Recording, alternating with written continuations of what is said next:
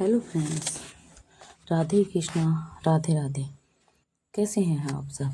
आज मैं आप सभी को गीता जी का अध्याय सुनाती हूँ जो श्री कृष्ण भगवान ने महाभारत के समय अर्जुन को गीता जी का ज्ञान सुनाया था। आज मैं उसी को आपके मध्य सुनाती हूँ। गीता जी का पहला अध्याय। धृतराष्ट्र कहने लगा, सुनो संजय धीमान, कुरुक्षेत्र की भूमि में क्या कुछ होत सुजान, क्या कुछ होत सुजान।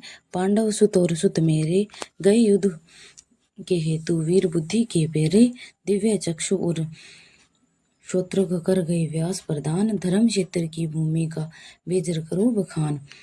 पहला अध्याय विषाद योग। श्री गीता जी के ज्ञान की कथा प्रारंभ हुई। जब कौरवों और पांडवों के युद्ध को चले तब राजा धृतराष्ट्र ने कहा, मैं युद्ध का कौतुक देखने चलूं? तब श्री व्यास जी ने कहा, हे राजन, तेरे तो नेत्र नहीं हैं, नेत्रों बिना क्या देखेगा? तब राजा धृतराष्ट्र ने कहा, हे प्रभु जी, देखूंगा नहीं, श्रवण तो करूंगा। तब व्यास देव जी ने कहा, हे राजा, तेरा सारथी संजय मेरा शिष्य है, जो कुछ महाभारत के युद्ध की लीला कुरुक्षेत्र में होगी सो तुमको यहाँ बैठे ही श्रवण कराएगा। जब व्यास जी के कमल मुख से यह वचन सुने तब संजय व्यास देव जी के चरण पर नमस्कार किया और हाथ जोड़कर विनती की कि हे प्रभु जी, महाभारत के युद्ध का चरित्र तो कुरुक्षेत्र में होगा और मैं हस्तिनापुर में रहूंगा, और आपने जो आज्ञा की है कि राजन तुमको यहाँ बैठे ही युद्ध का कौतुक संजय कहेगा, सो प्रभु जी, यहाँ हस्तिनापुर में कुरुक्षेत्र की लीला कैसे जानूंगा और राजा को किस भांति कहूँगा। जब इस प्रकार संजय ने व्यास देव जी से विनती की तब श्री व्यास देव जी ने प्रसन्न होकर संजय को यह वचन कहा कि हे संजय, मेरी कृपा से तुझे यहाँ ही सब कुछ दिखाई देगा और बुद्धि के नेत्रों से सूझेगा। जब व्यास देव जी ने यह वर दिया उसी समय संजय की दिव्य दृष्टि भई और बुद्धि भी उसी समय दिव्य हुई। अब आगे महाभारत का कौतुक कहते हैं, सो सुनो। 7 शोणी पांडवों की सेना, 11 शोणी धृतराष्ट्र पुत्र कौरवों की सेना, यह दोनों सेना इकट्ठी होकर कुरुक्षेत्र में पहुंची। जब राजा धृतराष्ट्र संजय से पूछते हैं, धृतराष्ट्रवाच, हे संजय, धर्म क्षेत्र में मेरे पुत्र और पांडवों के पुत्र ने क्या किया सो मुझे कहो। राजा का वचन सुनकर संजय बोला, संजुवाच, हे राजा जी, तेरे पुत्र दुर्योधन ने पांडवों की सेना देखी सो कैसी है? सेना भली भांति है, जिसकी पंक्ति बनी है। उन पांडवों की सेना को देखकर राजा दुर्योधन ने अपने गुरु द्रोणाचार्य के निकट जाकर यह विनती की कि हे आचार्य जी, देखो तो पांडवों की सेना का समूह है और सेना के कैसी भली भांति पंक्ति बनी है, और द्रौपद का पुत्र धनुषधर जो तुम्हारा शिष्य है कैसा बुद्धिमान है, जिसने पांडवों की सेना की पंक्ति ऐसे भली भांति बनाई है। और जो पांडवों की सेना के मुख्य योद्धा हैं उनके नाम दुर्योधन द्रोणाचार्य को सुनाता है। इस सेना में बड़े धनुषधारी अर्जुन, भीमसेन, राजा युधिष्ठिर, राजा विराट, राजा द्रुपद, महारथी, धृष्टकेतु, चेकितान और बड़ा बलवान काशी का राजा पुराजित, कुंती भोज, मनुष्यों में श्रेष्ठ में वे यदुमान और विक्रमांत बड़ा बलवान, उत्तमोजी सुभद्रा का पुत्र अभिमन्यु और द्रौपदी के सभी बेटे महारथी हैं। अब दुर्योधन अपनी सेना के मुख्य योद्धाओं के और प्रमाण सुनाता है, हे आचार्य जी, अब तो मेरी सेना के मुख्य योद्धा हैं ब्राह्मणों में श्रेष्ठ द्रोणाचार्य जी, तिनके नाम सुनो। प्रथम विकर्ण, सम्मोद और जयद्रथ, इन से आदि लेकर और भी योद्धा हैं। तो आप और भीष्म, कर्ण, कृपाचार्य जी, समतिज्य, अवस्थामा, जिन्होंने मेरे निमित्त अपना जीवन त्याग दिया और अनेक प्रकार के शस्त्र धारण हारे हैं, युद्ध करने को बड़ा प्रवीण और चतुर है। हमारी सेना अर्थात 11 शोणी, पांडवों की सेना अर्थात 7 शोणी और हमारी सेना का अधिकारी रक्षाकर्ता भीष्म है और पांडवों की सेना का अधिकारी और रक्षाकर्ता भीम है। तथा दुर्योधन ने अपनी सेना को कहा, जितने तुम हमारी सेना के लोग हो सो सभी भीष्म की रक्षा करो हारे हो, और जितने शस्त्र आने के मार्ग हैं तीन सभी मार्गों से भीष्म की रक्षा करो। दुर्योधन के मुख से भीष्म आदि योद्धाओं ने यह वचन सुनकर और प्रसन्न करने के लिए कौरवों ने आगे बढ़े जो हैं वृद्ध भीष्म पितामह, सो प्रथम उन्होंने सिंह की न्याय गरज कर अपना प्रतापवान शंख बजाया, जिसके उपरांत सारी दुर्योधन की सेना ने शंख बजाए, मेरे ढोल और रणबाजे बजाई, दमामे और गोमुखी आदि से लेकर सभी वस्त्र अनेक प्रकार की सारी सेना ने इकट्ठे बजाई। उन वजंत्रों का इकट्ठा शब्द भया। अब पांडवों की सेना के वजत्तर सुनो। प्रथम तो जिस रथ पर श्री कृष्ण भगवान विराजमान है, उस बड़े रथ की सारी सामग्री कंचन की है और सारी रत्नों से जड़ित है। जैसे वर्षा ऋतु का मेघ गर्जना है, वैसे ही रथ के पहिए की आवाज है। ऐसा तो रथ अब घोड़ों की शोभा करते हैं। जैसे गौ का दूध होता है, वैसे तो उन घोड़ों का सुंदर रंग है, और जैसा कार्तिक का फूल है, ऐसा सुंदर फूल कमल होता है, ऐसा सुंदर उनका मुख है, और बहुत सुंदर है। जिनके गर्दन सुंदर है, कान और पूंछें अति सुंदर हैं, और चरणों के विखेन पर स्वर्ण के घोड़े पड़े हैं।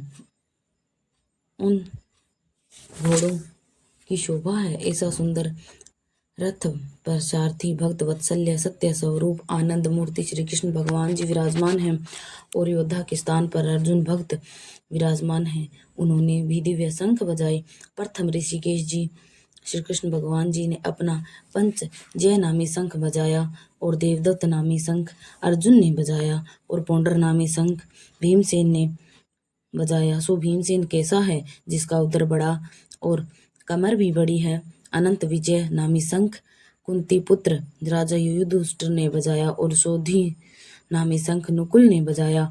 माणी पुष्प नामी शंख सहदेव ने बजाया। बड़े धनुषधारी काशी राजा ने भी शंख बजाया, और महारथी शंख सीखड़ी धनुषधर और राजा विराट ने भी बजाए, और अजीवित सात्य कि यादव राजा द्रुपद और द्रौपदी के पुत्रों ने भी शंख बजाए, और जितने पांडवों की सेना के राजा थे, सब ने शंख बजाए, और सुभद्रा के पुत्र महाबाहु अभिमन्यु ने भी शंख बजाया।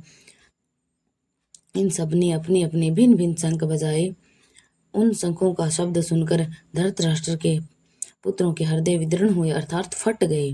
धरती और आकाश शब्दों से भर गया। इसके उपरांत धृतराष्ट्र के पुत्रों की सेना अर्जुन ने देखी। तब दोनों ओर की सेना ने शस्त्र चलने लगे। तब अपना धनुष सिर ऊपर फेरकर अर्जुन पांडव ऋषिकेश जी श्री कृष्ण भगवान जी से बोलता भया, हे अच्युत विनाशी पुरुष जी, मेरा रथ दोनों सेनाओं के बीच ले जाकर खड़ा कर दो। तब देखा हमारा साथ युद्ध करने को कौन कौन आए हैं, प्राणों को और धन को त्याग कर आए हैं, तीन सबको मैं देखूं। संजय राजा धृतराष्ट्र को कहने लगा, हे राजा ऋषिकेश जी श्री कृष्ण भगवान जी को अर्जुन ने यह वचन कहे। तब भक्त वत्सल्य गोविंद जी ने घोड़े परेर कर अर्जुन का रथ दोनों सेनाओं के बीच भीष्म द्रोणाचार्य के सम्मुख ले जाकर खड़ा किया, और भीष्म द्रोणाचार्य की दाईं और बाईं ओर की योद्धा थे। तब श्री कृष्ण भगवान जी अर्जुन को बोले, हे अर्जुन, तेरा रथ मैंने कौरवों की सेना के सम्मुख खड़ा किया है, तू इनको देख। तब अर्जुन ने कौरवों की सेना में बहुत योद्धा देखे। उनमें पितामह देखे, गुरु देखे, मातुल देखे, पुत्र देखे, पौत्र देखे, सखा ससुर और मित्र देखे। इन दोनों सेनाओं ने मैं अपने ही कुटुंबी देखकर अर्जुन को बहुत दया उपजी। तब अर्जुन श्री कृष्ण भगवान जी से कहते हैं, हे श्री कृष्ण भगवान जी, इस सेना विखे मैंने अपने सब सजन भाई बंधु कुटुंबी देखे हैं। जो योद्धा रण में आए हैं, तिनको देखकर मेरा शरीर बहुत दुख पाता है। मुख सूख गया है और देह कांप उठी है। मेरे रोम खड़े हो गए हैं। गांडीव नामी धनुष मेरे हाथ से गिर पड़ा है और त्वचा जल उठी है। मैं खड़ा भी नहीं हो सकता, और मेरा मन भी भ्रम में है। और हे ऋषिकेश जी, मैं सुकुन भी बुरे देखता हूँ, और ऐसा निमित्त नहीं देख सकता। यह विपरीत युद्ध है। हे केशव जी, इस युद्ध में भाइयों को मारने में मैं अपना कल्याण भी नहीं देखता। हे केशव जी, मैं अपना जय भी नहीं देखता, और मुझको राजा की वांछा भी नहीं, और न सुख की है। हे गोविंद जी, राज्य किस काम का है, और राज के भोग किस काम के हैं। जिनके निमित्त राज लेना है, वह कुटुंबी के योद्धा लोग प्राण धन का त्याग युद्ध के निमित्त खड़े हैं। सो यह कौन कौन है? गुरु हैं, पितामह है, पुत्र है, ताए है, ससुर है, मामे हैं, साले हैं, कुटुंब है। हे मधुसूदन जी, इनको मारने की मुझ में इच्छा नहीं है। इन पर मुझको बहुत दया आती है। हे धरती के धारणहारी श्री कृष्ण भगवान जी, मैं इनको मारकर त्रिलोक का राज्य पाऊं तो भी ना मारूं। भूमि के राज्य की तो बात क्या है। हे जनार्दन जी, धृतराष्ट्र के पुत्रों को मारने से हमारा कल्याण नहीं किंतु विपरीत होगा। इनको मारने से हमको बड़ा पाप लगेगा। यद्यपि ये महापापी भी हैं तो भी मारने योग्य नहीं हैं। हे प्रभु जी, सभी पूजने और भेंट के योग्य हैं, मैं इनको नहीं मारूंगा। हे माधव जी, सजन भाई बंधु कुटुंबी, इनको मारने से हमको सुख कहाँ और मुक्ति कहाँ। यद्यपि राज के लोभ में इनको बुद्धि अंध हुई है। यह धृतराष्ट्र के पुत्र जो कुछ कुल नष्ट करने या मित्र के साथ कपट करने के दोष उपजे हैं, इनको नहीं समझ तो क्या इनकी न्याय मैं भी नहीं समझता। जो कुल के नष्ट करने से पाप होता है उस पाप को मैं भली भांति जानता हूँ। अब तो पाप कुल के नष्ट करने से लगता है कि उस पाप को वह अर्जुन भली भांति कहते हैं। हे जनार्दन जी, सब लोग का नाश किया तब जो कुल के पुराने धर्म चले आए हैं उनका भी नाश होता है। अब कुल के धर्म का नाश हुआ तब सारे कुल में अधर्म का प्रवेश हुआ और कुल की स्त्रियां दुराचारणी हुई। 3 स्त्रियों के वर्ण शंकर पराये पुरुष की संतान उपजी। जब संतान वर्ण शंकर भई तब पिंड और जल पितरों को पहुँचने से रह गया तो अनेक पितर स्वर्ग में पड़े रहे।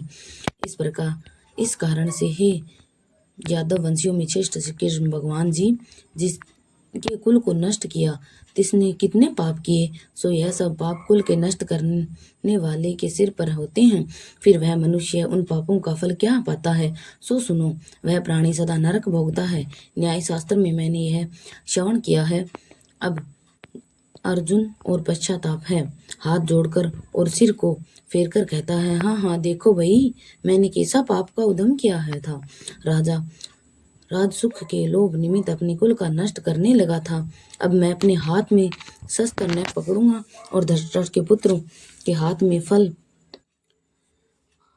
में शस्त्र होवेंगे और मैं उनके सम्मुख रहूंगा। यह मुझको मारेंगे, इनसे मेरा कल्याण होगा। संजय राजा धृतराष्ट्र को कहने लगा, हे राजन, अर्जुन ने यह वचन कहकर धनुष बाण हाथ से छोड़ दिया और शोक समुद्र में मगन होकर मूर्छा खाकर गिर पड़ा। राधे कृष्ण। जय गीता माता। हमारा गीता जी का प्रथम अध्याय समाप्त हुआ। कल हम आपको महात्म्य का ज्ञान प्राप्त।